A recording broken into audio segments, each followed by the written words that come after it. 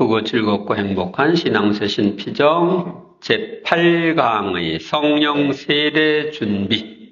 사도행전 2장 38절 39절 회개하십시오. 그리고 저마다 예수 그리스도의 이름으로 세례를 받아 여러분의 죄를 용서받으십시오. 그러면 성령을 선물로 받을 것입니다. 이 약속은 여러분과 여러분의 자손들과 또 멀리 있는 모든 이들, 곧 주 우리 하느님께서 부르시는 모든 이에게 해당됩니다. 회개하면 죄를 용서받고 성령을 선물로 받는다는 건 모든 이에게 해당되는 약속의 말씀입니다. 우리를 사랑하시는 하느님은 예수님을 통하여 우리를 죄와 사탄의 세력으로부터 해방시켜 주시고 성령 안의 새 생활로 인도해 주시는 분이십니다. 참으로 좋으신 하느님은 성령 안의 새 생활을 원하는 우리에게 성령 충만을 위한 안수 기도를 통하여 여러 가지 은총의 선물을 주고 싶어 하십니다. 하지만 그분의 선물을 받으려면 잘못된 생활로부터 돌아서서 주님께로 나아와 예수님을 자신의 주님으로 모셔드리고 믿음으로 그 선물을 간구해야 합니다. 제1장 회개. 에제키엘서 33장 11절. 내 생명을 걸고 말한다. 주 하느님의 말이다. 나는 악인의 죽음을 기뻐하지 않는다. 오히려 악인이 자기 길을 버리고 돌아서서 사는 것을 기뻐한다. 돌아서라. 너희 악한 길에서 돌아서라. 회개란 뭐냐? 죄인이든 의인이든 모든 사람은 항상 하느님께 마음을 돌려야 합니다. 하느님께서는 회심하는 이들을 사랑하십니다. 죄인은 하느님을 자신의 주님으로 모시고 그분의 뜻을 따라 그분께 순종하며 사는 삶을 거부하고 하느님의 품을 떠나 자기 뜻대로 생활하고자 하는 태도에서 시작됩니다. 하와가 그랬어요. 이런 태도는 생각과 말과 행동으로 하느님과 이웃을 거스르는 여러 가지 잘못을 낳게 됩니다. 그러므로 회개란 우리가 범한 잘못으로부터 돌아서서 하느님 품으로 돌아가는 것이며 마음과 생각과 태도의 완전한 방향 전환을 의미합니다. 또 다른 말로 하면 회개란 자기 중심적인 삶에서 하느님 중심적인 삶으로 방향을 바꾸는 것이며 하느님께서 온전히 나의 주인이 되시지 못하도록 하는 것들을 모두 끊어버리는 것입니다. 회개는 예수님이 주인이 되시는 삶으로 돌아가는 것이며 하느님 사랑과 이웃 사랑에 반대되는 모든 것을 버리는 것입니다. 그러므로 회개에는 죄를 근본적으로 싫어하고 끊어버리고자 하는 마음이 중요합니다. 우리가 하느님이 주시려는 새 삶을 받아들이려면 하느님과의 관계를 가로막는 잘못이나 사탄이 우리에게 영향을 미칠 수 있는 것들을 끊어버리고 하느님께로 나아와 죄를 용서받고 그분께 순종하는 삶을 살아야 합니다. 오늘날도 하느님은 당신께 순종하며 예수님을 주님으로 받아들이는 사람들을 성령 안의 새 생활로 인도하고 계십니다. 세 종류의 사람이 있습니다. 콜로새서 2장 6절. 여러분은 그리스도 예수님을 주님으로 받아들였으니 그분 안에서 살아가십시오. 우리가 살고 있는 이 세상에는 다음과 같은 세 종류의 사람이 있다고 성경은 말합니다. 먼저 예수님을 자신의 삶 속에 받아들이지 않은 사람입니다. 거기 보면은 생활 속에 나가 중심이고 십자가, 예수님은 생활 밖에 계시죠. 내가 내 인생의 주인으로서 내 인생의 중심에는 내가 앉아 있습니다.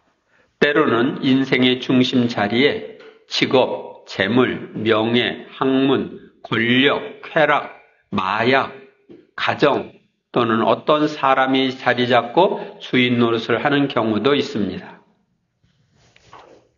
예수님은 이런 사람 인생 밖에 계십니다. 이런 사람은 영적인 것을 이해하지 못하고 어리석게 보며 이 세상 풍조나 육체적인 욕망에 따라 삽니다. 영적인 걸 이해하지 못하니까 야, 성당에 다니면은 밥이 나오냐, 돈이 나오냐 그런 얘기하죠. 그리고 모든 일을 자기 마음대로 하기 때문에 인생의 공허, 무목적을 체험하며 자주 혼란과 좌절과 불안에 빠집니다. 두 번째 유형의 사람은 예수님을 생활 속에 맞아들이긴 했으나 자기 중심으로 살아가는 육적인 사람입니다. 예수님을 주님으로 맞아들이고도 예수님을 주인의 자리에 앉으시도록 하지 않고 자기가 주인의 자리를 차지하여 자신의 힘만으로 신앙생활을 하는 사람입니다. 따라서 그는 신앙생활의 무기력을 체험합니다. 그는 영적인 생활에 대해서 잘 알지 못하고 알아도 지식적으로만 알기 때문에 믿음이 약하며 하느님의 말씀에 순종하기보다는 인간적인 방식에 따라 자기 뜻대로 생활합니다. 그는 하느님과 이웃에 대한 사랑이 부족하고 기도를 게을리하며 성경 공부에 대한 열성도 별로 없습니다. 그리고 그 안에는 더러운 생각, 시기, 격분, 비평, 험담, 걱정, 이기심 등과 같은 육정의 열매가 자리 잡고 있는 경우가 많습니다. 세 번째는 항상 예수님을 주님으로 모시고 삶으로써 성령의 능력으로 사는 사람입니다. 예수님을 주님으로 모시고 살기에 무엇을 하든지 먼저 주님께 기도하며 여쭤보고 그분의 말씀에 따라 행동하고자 합니다. 그는 언제나 주님께 순종하는 생활을 함으로써 주님이 그 안에서 그를 통하여 사시도록 힘씁니다. 따라서 예수님의 영이신 성령께서는 그 사람 안에서 자유로이 활동하시면서 성령의 여러 은사와 열매를 드러낼 수 있으십니다. 그리하여 그는 자기 능력 이상의 일을 하게 되고 그의 모든 것이 예수님을 중심으로 질서를 잡게 되며 사랑, 기쁨, 평화, 인내, 호의, 선의, 성실, 온유, 절제 같은 성령의 열매가 그 인격 안에 맺어지는 생활을 하게 됩니다. 그래서 여러분들은 어떤 유형의 사람이 되고 싶어요? 세 번째 유형의 사람이 되고 싶죠? 그래서 이제 예수님을 주님으로 받아들이는 기도를 자주 하면 좋은데요. 그동안 자기 중심으로 살았던 사람들은 다음의 기도를 진지하게 바치시기 바랍니다. 자, 다 같이 바쳐보겠습니다. 내가 세상 끝날까지 언제나 너희와 함께 있겠다고 하신 예수님, 저는 지금부터 온전히 주님의 것이 되기를 원합니다. 저는 그동안 제가 주인이 되어 제 뜻대로 살았던 삶, 제 중심으로 살았던 삶을 회개하고 저의 모든 것을 주님 손에 맡깁니다. 제 안에 들어오시어 저의 주인님이 되어 주십시오. 저는 이제부터 영원히 예수님을 저의 주인으로 받아들이고 예수님을 따르기로 약속합니다. 저에게 성령으로 세례를 베푸시어 성령의 능력으로 살게 해 주십시오. 주님께서는 영원히 살아계십니다. 다스리시나이다. 돌보시나이다.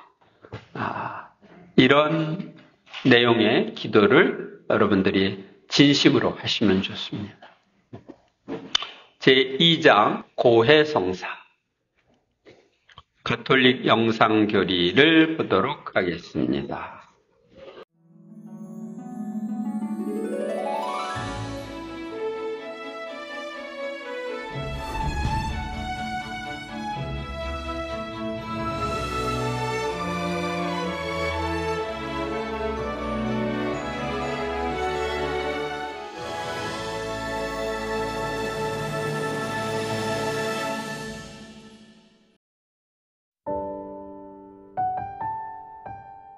여기 자신이 저지른 죄 때문에 잠 못 이루던 사람이 있습니다.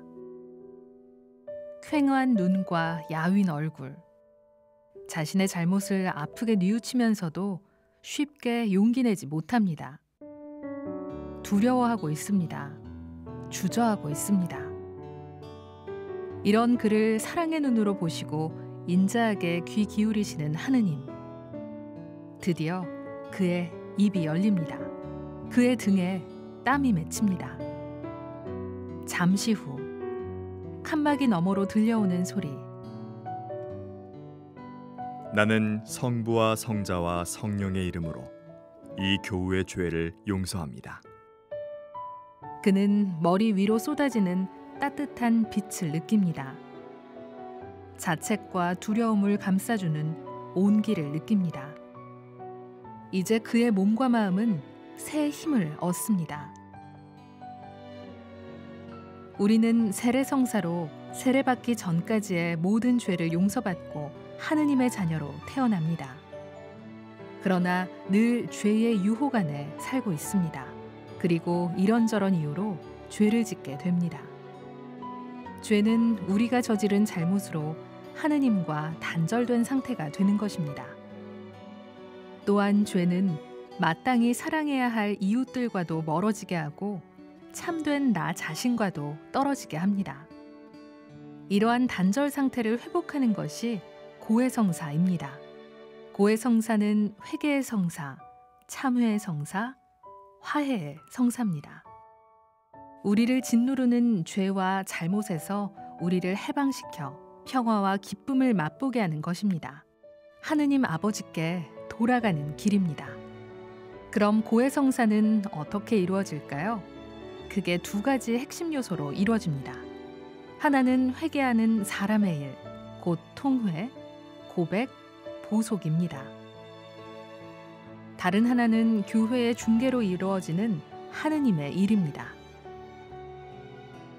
먼저 통회는 죄 지은 것을 아파하고 뉘우치는 것입니다. 다시는 죄 짓지 않겠다고 결심하는 것입니다. 그래서 통회는 하느님을 사랑하는 마음에서 시작됩니다. 다음으로 고백은 자신이 지은 죄를 사죄를 통해 하느님께 고백하는 것입니다. 고백할 때는 하느님께 하듯 솔직하게 있는 그대로의 자신을 내보여야 합니다. 또한 명료하고 정확하게 해야 합니다. 많은 사람이 죄를 용서받는 성사인 고해성사를 어려워합니다. 특히 우리와 똑같은 사람인 사제에게 자신의 부끄러움을 이야기한다는 사실에 어려움을 느낍니다. 그렇지만 죄를 용서하시는 분은 하느님입니다. 겉으로는 인간인 사제에게 고백하는 듯 보이지만 실제로는 우리의 죄를 용서하시는 하느님께 고백하는 것입니다.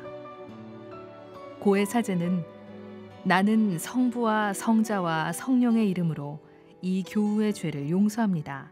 라고 사죄경을 외웁니다. 사제의 사죄경에 대하여 참회자는 아멘으로 응답합니다. 죄를 용서받은 다음에는 사제가 정해주는 보속을 해야 합니다. 보속은 죄의 결과에 대한 최소한의 갚음입니다. 우리는 죄를 용서받았지만 죄의 흔적을 가지고 있기에 죄의 흔적에 대한 적절한 보상이나 대가를 치러야 하며 그 최소한의 갚음으로 사제가 준 보속을 꼭 해야 합니다. 고해성사는 예수님께서 말씀하신 비유 중에 되찾은 아들의 비유에 비길 수 있습니다. 아버지는 아들이 돌아왔기 때문에 용서한 것이 아닙니다. 아들이 돌아오기 전에 이미 용서하셨습니다.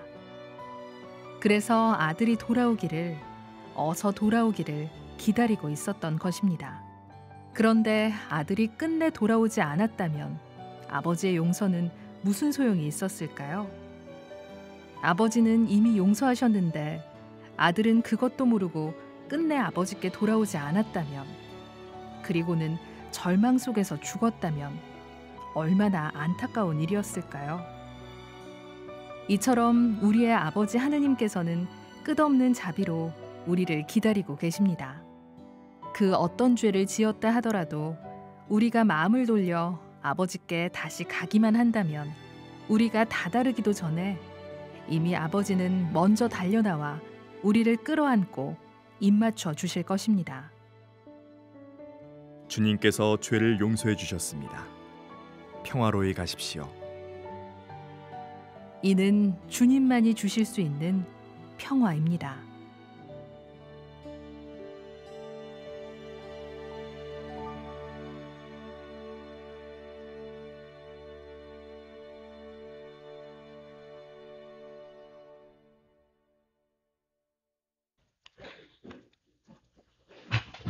요한복음 20장 23절 너희가 누구의 죄든지 용서해 주면 그가 용서를 받을 것이고 그대로 두면 그대로 남아 있을 것이다.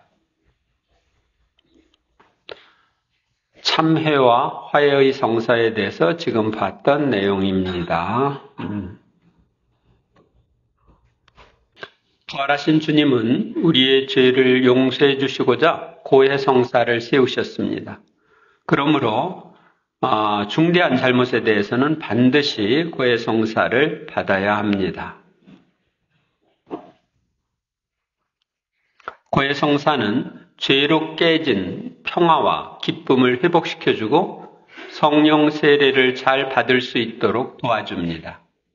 따라서 성령 안에 새 생활을 시작하기 위해 십계명을 중심으로 자신의 일생을 돌이켜보며 잘 준비하여 고해 성사를 받아야 합니다. 십계명에 의한 성찰, 여러분들이 해당되는 거 있으면 체크를 하시기 바랍니다. 이따 성사 받을 때니까. 먼저 가톨릭 영상교리 십계명에 대해서 좀 보도록 하겠습니다.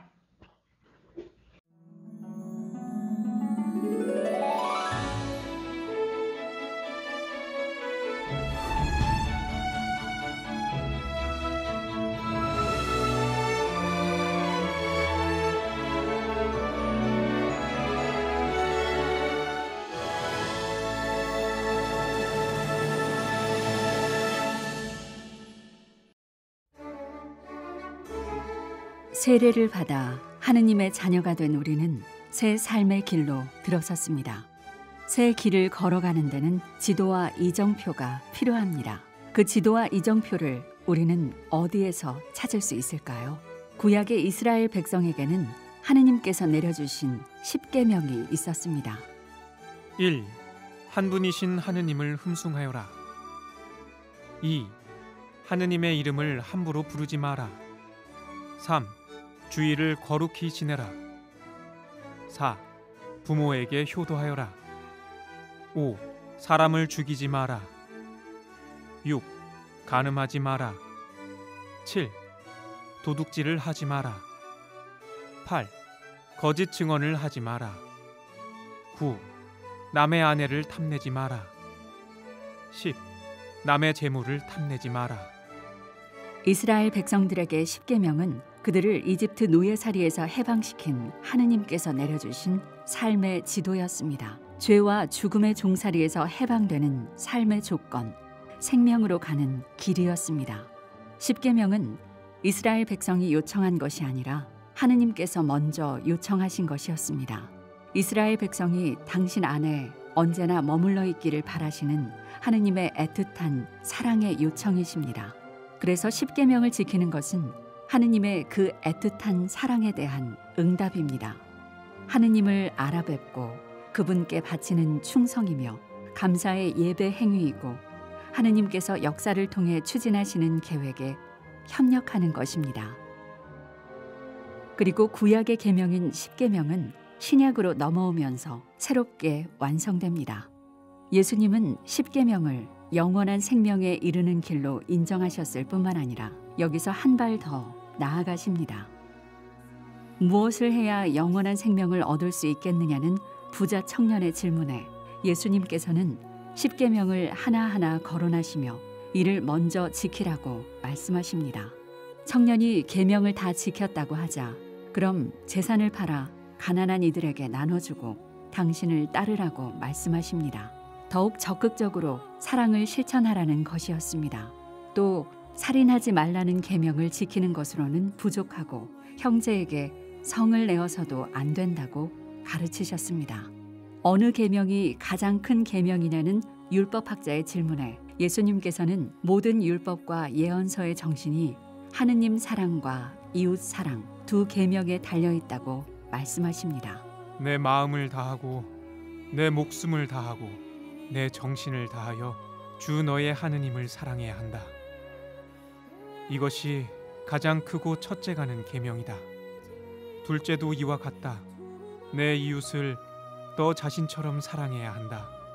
온 율법과 예언서의 정신이 이 두 계명에 달려 있다. 예수님께서는 십계명을 받아들이셨고 또한 사랑의 이중 계명으로 십계명의 참 의미를 밝혀주셨습니다. 십계명의 정신은 하느님 사랑과 이웃 사랑입니다.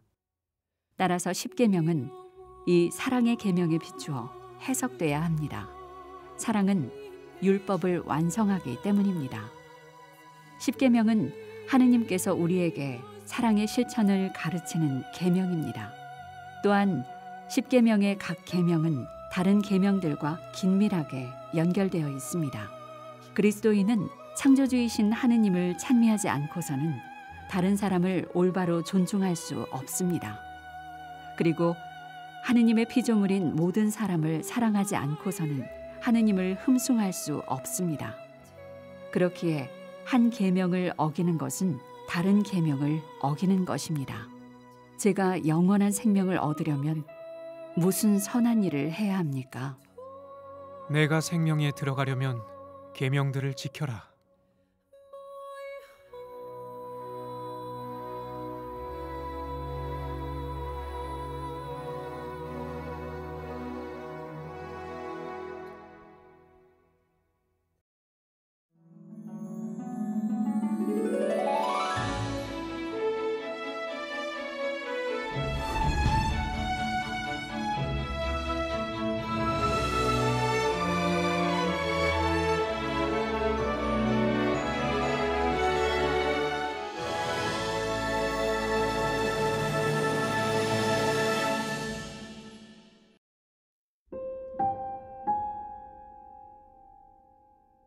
우리는 세례성사를 통해 죄를 용서받고 새로운 사람으로 다시 태어났습니다. 하지만 우리는 자주 양심에 거스르는 행동을 하며 악습을 고치지 못한 채 다시금 죄에 빠지곤 합니다. 그리고 나의 어떤 말과 행동이 잘못된 것임을 여전히 깨닫지 못합니다. 따라서 우리는 저마다 개인적으로 양심 성찰을 하고 침묵 중에 나의 잘못을 되돌아봐야 합니다. 내가 지은 죄가 무엇인지 십계명을 통해 살펴보고 통회하고 회개하는 마음으로 하느님께 자비를 청해봅니다. 첫째 계명, 한 분이신 하느님을 흠숭하여라. 자녀가 아버지를 사랑하듯이 그 무엇보다도 하느님을 사랑하고 하느님께 찬미와 감사와 간청의 기도를 바치고 있습니까? 성경이나 교회 서적을 정기적으로 읽고 예수 그리스도의 가르침을 따라 살려고 노력하고 있습니까?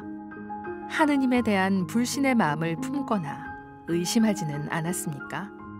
권력이나 돈을 하느님보다 높은 자리에 두지 않았습니까? 점, 사주, 타로 등을 보며 이에 의지한 적은 없습니까? 둘째 계명, 하느님의 이름을 함부로 부르지 마라. 죄를 저지르면서 혹은 누군가가 잘못되기를 바라면서 하느님의 이름을 사용하지 않았습니까? 하느님 이름을 두고 거짓된 맹세나 지키지 못할 약속을 하지 않았습니까? 하느님 이름을 내가 소망하는 일에 이용하는 수단으로 삼지 않았습니까? 신앙생활을 현세적인 어떤 이익과 결부시키지는 않았습니까? 신자임을 후회하거나 부끄럽게 여기지 않았습니까? 셋째 계명, 주일을 거룩히 지내라. 주일과 교회의 축일에 미사와 전례에 참여하고 해마다 고해 성사를 받았습니까? 가족 친지들을 찾아보고 어려운 형제들을 돌보거나 하느님 말씀을 묵상하고 기도하는 시간을 가졌습니까? 휴식을 핑계로 지나친 오락이나 취미 활동에 빠져 있지 않았습니까? 넷째 계명, 부모에게 효도하여라. 자녀로서 부모님 말씀을 잘 듣고 부모님을 존경하였습니까? 부모로서 자녀들을 존중하고 사랑하며 신앙을 가질 수 있도록 도와주었습니까? 세상을 떠난 부모와 형제들을 위하여 기도와 희생을 실천했습니까? 남편과 아내에게 서로 감사하며 존경하는 마음으로 살고 있습니까? 다섯째 계명, 사람을 죽이지 마라.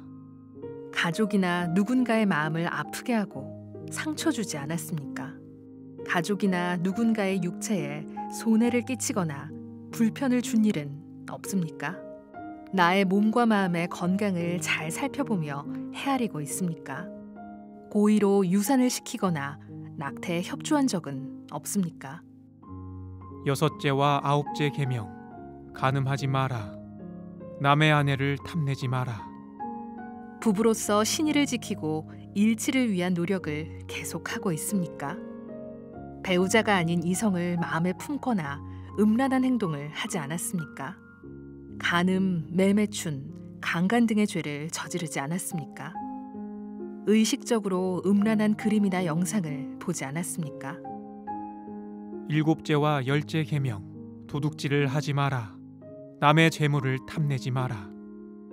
다른 사람의 물건이나 재산, 노력이나 시간을 탐내고 도둑질한 적이 있습니까?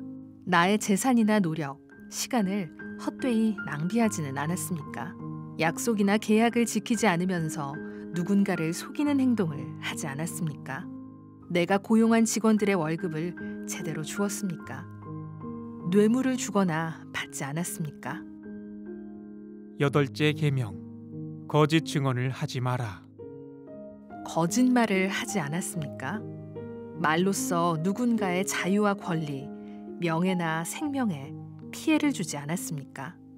누군가를 위해 위로와 칭찬을 하기보다 비난과 비평하기를 즐거워하지 않았습니까?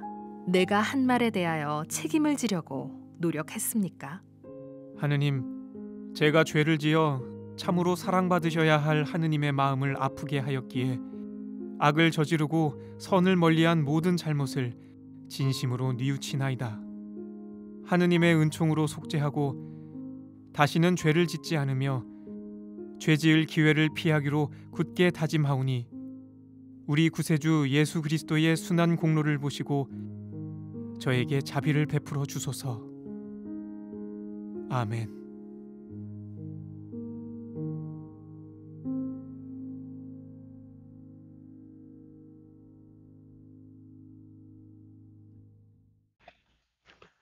신명기 11장 8절. 그러므로 너희는 내가 오늘 너희에게 명령하는 모든 계명을 지켜야 한다.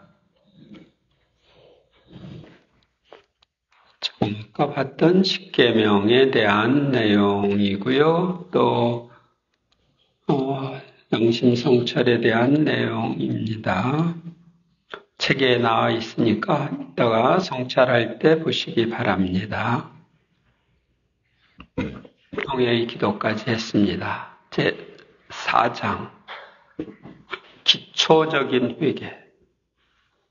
고린도전서 6장 9절에서 10절. 불의한 자들은 하느님의 나라를 차지하지 못하리라는 것을 모릅니까? 착각하지 마십시오. 불륜을 저지르는 자도, 우상숭배자도, 간음하는 자도, 남창도, 비역하는 자도, 도둑도, 탐욕을 부리는 자도, 주정꾼도, 중상꾼, 강도도 하느님의 나라를 차지하지 못합니다. 이런 잘못을 저지르고 회개하지 않으면 하느님 나라를 차지하지 못한다는 것입니다. 여기서 비역하는 자는 동성애 자를 가리킵니다. 중대한 잘못에서 벗어남, 기초적인 회개에서 언급하는 잘못들은 주로 신자 생활과 양립할 수 없는 중대한 잘못들입니다. 우리는 우상을 숭배하는 행위인 각종 미신 행위, 점, 굿, 부적 등등과 간음, 살인, 낙태, 도둑질, 사기, 싸움, 험담, 폭언과 술주정, 철저한 이기심, 심각한 교만, 미움, 저주 같은 마음으로부터 벗어나야 합니다. 이를 기초적인 회개라고 합니다. 또한 중대한 죄는 부끄러워 숨기고 다른 죄만 고백한 모고해의 죄와 대죄 중에 영성체한 모령성체의 죄도 회개해야 합니다. 이런 중대한 잘못들은 하느님의 선물을 받는데 장애가 되기 때문입니다. 우리는 이런 잘못을 가슴을 치며 진정으로 통회하고 다시는 이런 잘못을 범하지 않겠다는 각오로 하느님을 향해야 합니다. 이런 중대한 잘못으로부터의 회개를 기초적인 회개라고 부릅니다. 미신 행위에서 벗어남. 가톨릭 영상교리 보도록 하겠습니다.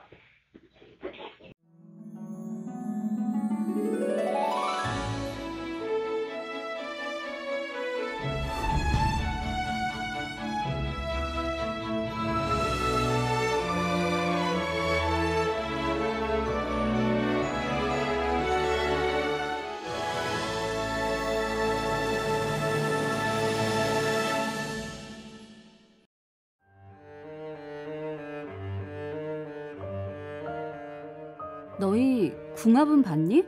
타로카드 안 해볼래? 손 없는 날은 언제지? 이런 말 가끔 들어보셨죠? 그런데 여러분 혹시 아시나요? 가톨릭 교회는 이런 행위를 모두 미신 행위로 금하고 있다는 사실을 말입니다. 그냥 재미로 몇 번 봤는데 정말 그렇게 하면 안 되는 건가요? 네, 정말 안 됩니다. 우리가 비록 잘 모르고 혹은 일종의 풍습인 줄 알고 남이 하는 대로 따라했다고 하더라도 그건 분명히 미신 행위입니다. 그럼 우리가 부지불식간에 빠질 수 있는 미신 행위에는 어떤 것들이 있을까요? 잠시 함께 살펴보도록 하겠습니다. 먼저 미신이란 아무런 근거도 없는 것을 맹목적으로 믿는 걸 말합니다. 미신 행위는 신앙적으로 10계명의 첫 번째 계명인 한 분이신 하느님을 흠숭하여라를 정면으로 거스르는 행위입니다. 사람들이 자주 빠지는 미신 행위로는 먼저 하느님이 아닌 다른 신을 믿는 우상 숭배를 들 수 있습니다. 우상 숭배는 잡신이나 마귀, 악마를 숭배하는 것을 말하는데요. 모든 형태의 점술 행위가 여기에 해당합니다. 점 봐주는 사람을 찾아가 올해의 운세를 물어보거나 미래의 어떤 일에 대해 물어보는 일, 사주를 보러 가서 앞날의 일을 알아보거나 결혼 전 궁합을 보는 일, 이사하기 좋은 날을 찾거나 사주에 맞춰 아이의 이름을 짓는 일, 사람은 단 한 번 지상에서 살고 하느님께 돌아가는 것임에도 불구하고 전생을 궁금해하며 점쟁이를 찾아가는 일도 모두 우상 숭배입니다. 이런 우상 숭배 뒤에는 하느님을 배제하고 시간과 역사, 운명까지 지배하려고 하는 인간의 욕망이 감추어져 있습니다. 하지만 그리스도인의 올바른 자세는 미래에 대한 불건전한 호기심을 버리고 하느님께 모두 맡겨드리는 것입니다. 하느님만이 우리의 미래를 계획하시고 관장하시는 분이기 때문입니다. 다음으로 사람들이 자주 빠지는 미신 행위는 잘못된 방법으로 하느님을 공경하는 것입니다. 이 역시 하느님의 첫 번째 계명을 거스르는 것인데요. 불경이라고도 합니다. 불경이란 하느님을 시험하거나 하느님을 함부로 보는 신성 모독 행위를 말합니다. 하느님을 시험하는 건 하느님의 능력을 두고 어떤 효과를 바라는 말이나 행동을 하는 것입니다. 예를 들어 하느님께 당신은 전능하신 분이시니 내가 높은 곳에서 떨어져도 조금도 다치지 않게 해달라고 한다거나 병이 낫는데도 치료받길 거절하고 오로지 기도로만 낫게 해달라고 한다거나 어떤 조건을 걸고 하느님께서 그것을 이루어 주시는지 아닌지 시험해 보는 것을 말합니다.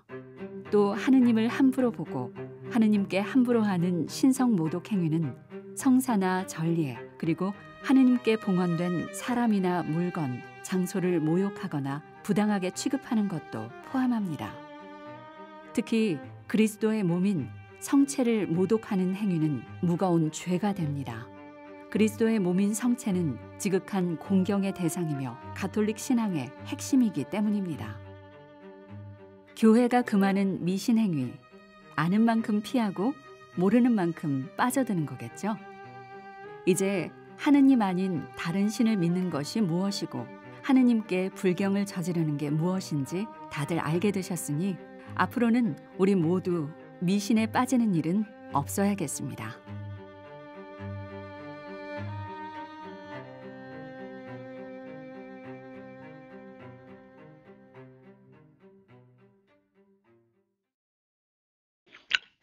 마귀의 세력들은 인간을 죄로 유인하여 하느님을 떠나게 하고 각종 미신 행위를 통하여 자신들을 섬기게 합니다.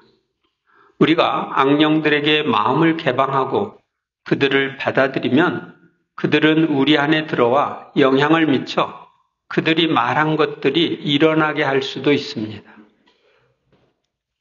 또한 악령들은 자신의 노예가 된 사람들을 통하여 세상에 각종 악을 조장하여 인간들을 불행에 빠뜨리고 결국은 인간을 지옥으로 끌고 가 자신의 영원한 불행에 참여하게 합니다.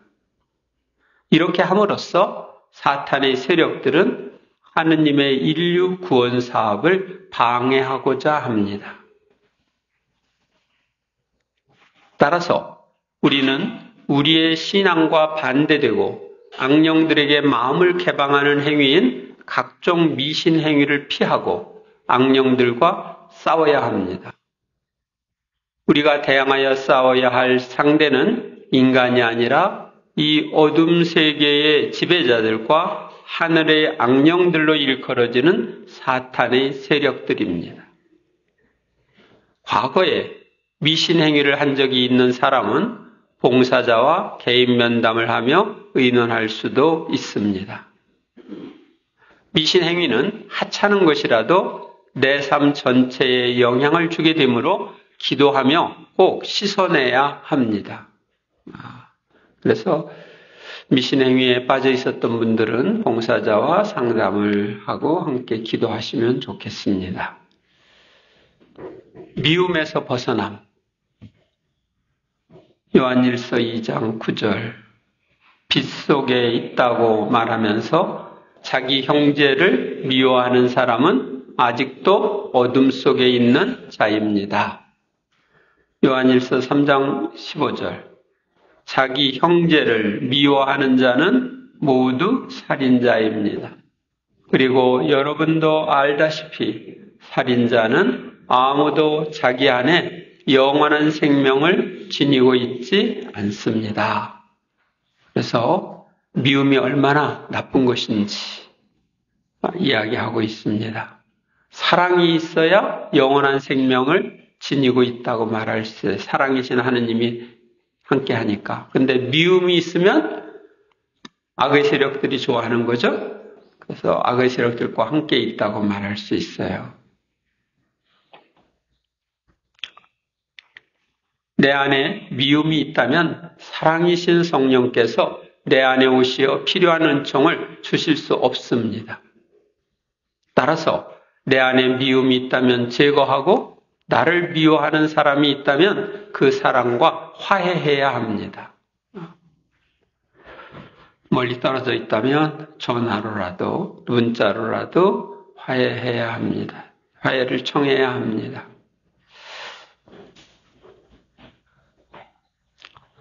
미움이 있으면 성령의 선물을 못 받아요.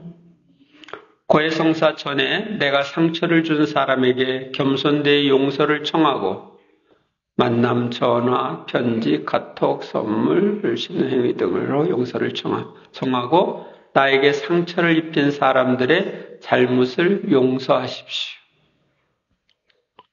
내가 미워한 사람들을 용서하고 미워한 사람들에 대하여 고해성사를 받았는데도 마음의 상처가 크기 때문에 미움이 없어지지 않는다면 봉사자와 개인 면담을 하면서 내적 치유를 위한 기도를 받으면 좋습니다.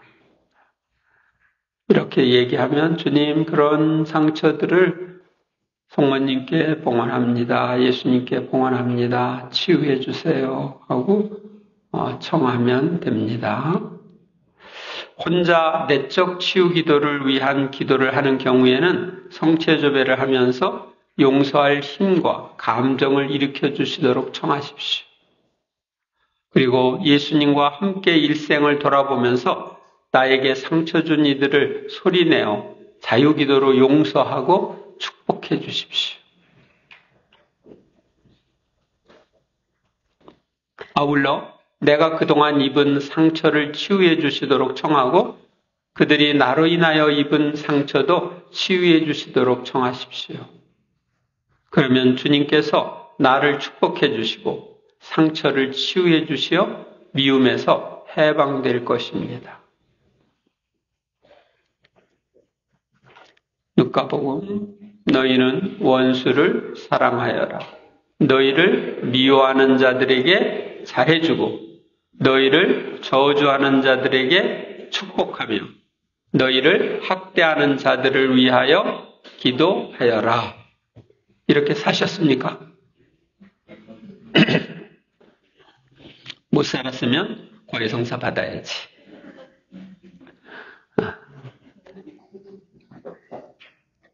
상급에 속하는 회개. 고린토전서 13장 4절 5절.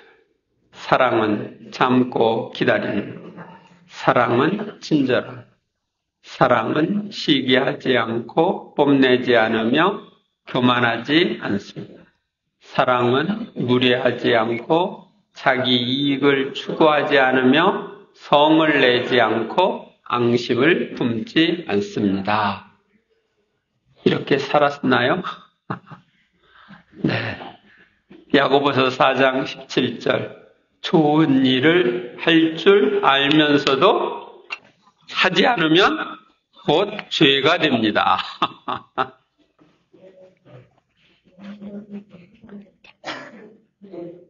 그러니까 내가 죄 없다고 얘기할 수가 없겠죠? 우리가 범하는 잘못 중에는 하느님과 우리 관계에 치명적인 상처를 주지 않는다고 하더라도 하느님 자녀의 품위를 손상시키고 성령의 자유로운 활동을 방해하는 사소한 잘못들도 있습니다. 이런 잘못들로부터 회개를 상급에 속하는 회개라고 부릅니다. 우리는 이런 잘못을 범할 때마다 즉시 그 잘못을 뉘우치고 하느님께 고백하며 용서를 청한 후 선을 행함으로써 그 잘못에 대한 보상을 하면 하느님은 고해성사 없이도 우리의 사소한 잘못을 용서해 주십니다. 하지만 사소한 잘못도 고해성사를 받으면 하느님의 선물을 받는데 큰 도움이 되므로 성령 충만을 위한 안수기도를 청하는 사람들은 모두 고해성사를 받도록 합니다. 오늘 7명 신부님이 오셔서 성사를 줍니다. 한 사람 앞에 한 10분 정도는 그래. 원래 1시부터 2시 반까지. 그러니까 한 신부님이 한 10명 정도, 한 12명 정도 주면은 될 것 같습니다. 하느님은 우리가 잘못을 저지르지 않을 뿐만 아니라 한 걸음 더 나아가 당신의 자녀답게 세상적인 가치관을 버리고 성경의 말씀으로 무장하여 사랑의 생활을 하도록 성경 말씀을 생활 지침으로 주셨습니다. 하느님은 우리가 그 말씀에 순종함으로써 나 중심의 삶에서 그리스도 중심의 삶으로 전환하여 복된 삶을 누리길 바라십니다. 만일 우리가 하느님께 불순종했던 삶을 청산하고 주님께 순종하는 생활을 하면 그분은 우리를 성령 안의 새로운 삶으로 인도해 주십니다. 요한복음 9장 31절 하느님께서는 죄인들의 말을 들어주지 않으신다는 것을 우리는 압니다. 그러나 누가 하느님을 경외하고 그분의 뜻을 실천하면 그 사람의 말은 들어주십니다. 고백하기 전, 잘못을 성찰한 후 고백하기 전에 고백의 기도와 통회의 기도를 바칩니다. 고백의 기도 함께 바치겠습니다. 전능하신 하느님과 형제들에게 고백하오. 생각과 말과 의로 죄를 많이 지었으며 자주 인물을 소홀히 하였나이다. 제 탓이요, 제 탓이요, 저의 큰 탓이옵니다.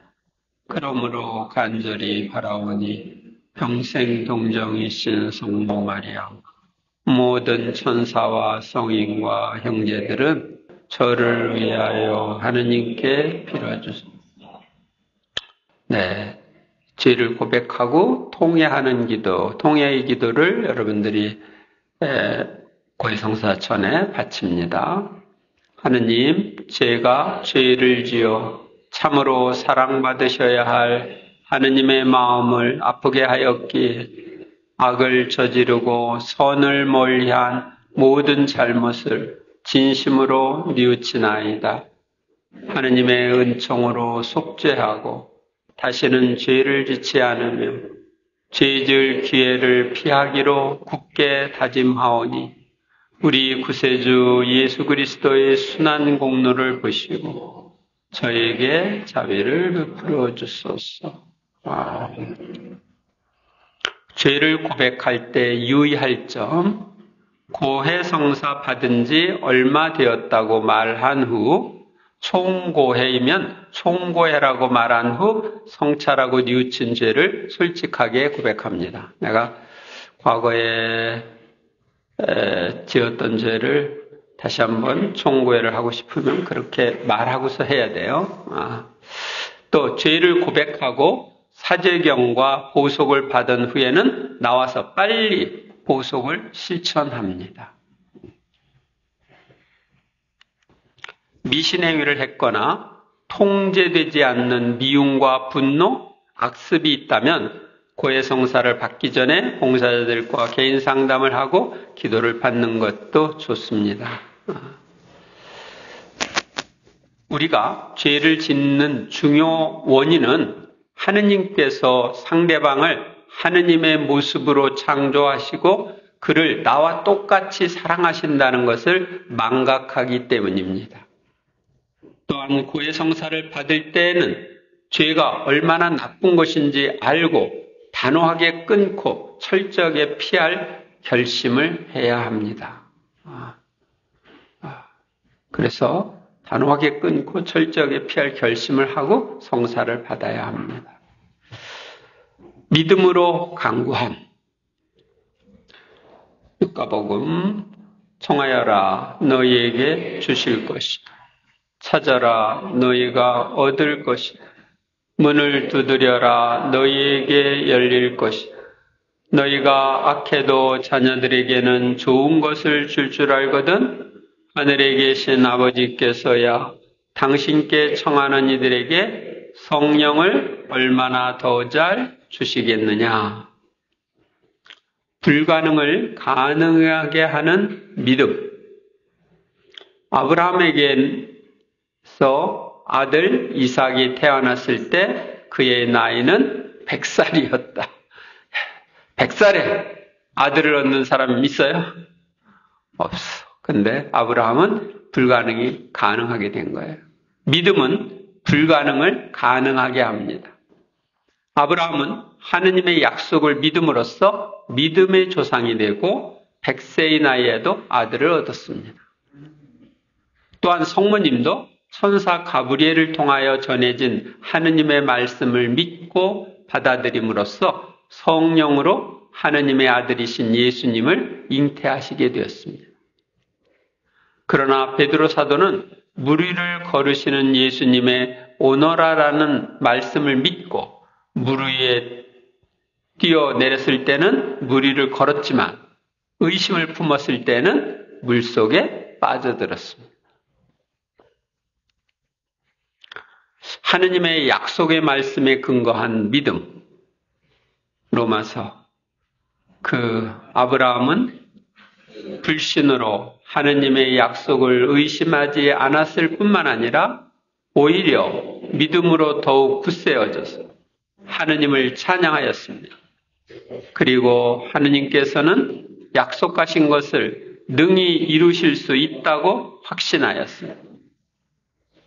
우리도 그렇게 돼야 됩니다. 믿음이란 하느님의 말씀을 신뢰하는 것입니다. 우리는 하느님께서 약속하신 말씀에 근거하여 믿음을 두는 것이며 느낌은 2차적인 겁니다. 주님은 성령 안의 새 생활을 우리에게 약속하셨습니다. 성령 안의 새 생활은 우리의 공로에 의하여 주어지는 것이 아니고 주님께서 약속하신 말씀을 믿음으로써 주어집니다. 이 약속의 말씀은 그 말씀을 믿는 각 개인에게 실제적으로 적용되는 것입니다. 엘리야의 기도와 오순절 성령 강림을 위한 사도들의 기도에 응답하신 주님은 우리가 믿음으로 간절히 청할 때 우리의 기도에도 응답해 주십니다. 주님께서는 너희가 기도하며 청하는 것이 무엇이든 그것을 이미 받은 줄로 믿어라.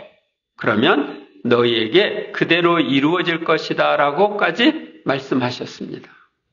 여러분들이 이따가 안수 때 필요한 은총을 선물로 주시도록 청하고 그걸 받은 줄로 믿으십시오. 그러면 생활 속에서 그 은사나 성령의 열매가 드러날 것입니다. 믿음으로 청함. 갈라디아서 3장 24절. 그리하여 아브라함에게 약속된 복이 그리스도 예수님 안에서 다른 민족들에게 이르러 우리가 약속된 성령을 믿음으로 받게 되었습니다. 성령을 믿음으로 받는 거예요. 우리가 믿는 만큼 이루어 주시는 주님은 우리가 성령 안에 새로운 생활을 바라는 것보다 더욱더 우리가 성령 안에 생활을 하기를 바라십니다. 그러므로 우리는 우리를 새롭게 하시는 성령의 능력이 우리 안에서 자유롭게 될 것이라는 믿음을 가지고 이를 기대하면서 간구할 수 있습니다. 주님은 당신을 신뢰하며 기대하고 간구하는 우리 모두에게 성령으로 충만한 생활을 하는 데 필요한 은혜를 베풀어 주실 것입니다. 왜냐하면 우리가 성령 안에 생활을 하는 것은 하느님의 뜻이기 때문입니다. 하느님이 내가 원하는 것보다 더 원하셔요.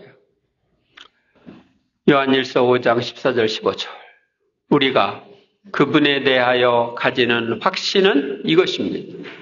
우리가 무엇이든지 그분의 뜻에 따라 청하며 그분께서 우리의 청을 들어주신다는 것입니다. 우리가 무엇을 청하든지 그분께서 들어주신다는 것을 알면 우리가 그분께 청한 것을 받는다는 것도 압니다. 그래서 하느님의 뜻을 따라 청하면 들어주신다. 제6장 천상 가족에게 도움을 청함. 사도행전 1장 14절. 그들은 모두 여러 여자와 예수님의 어머니와 그분의 형제들과 함께 한 마음으로 기도에 전념하였다.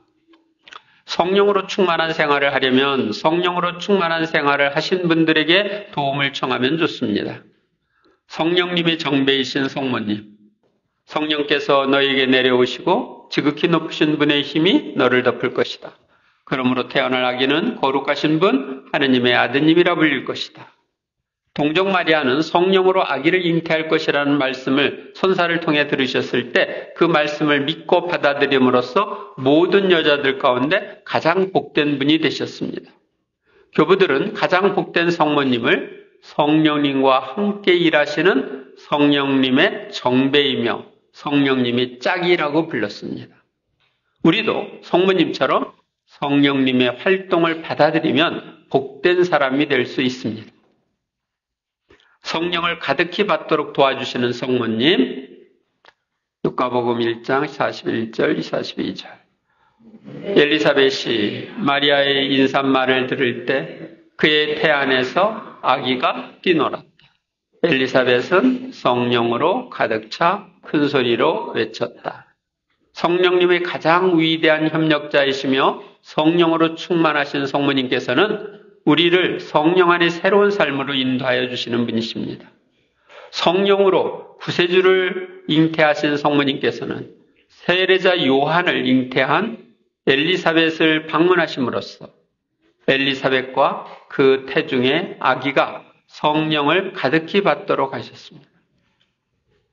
또한 성모님께서는 예수님께서 승천하신 후 성령 강림을 기다리던 사도들과 신자들 가운데 함께 계시면서 그들을 위해 기도하심으로써 그들이 성령을 가득히 받도록 도와주셨습니다.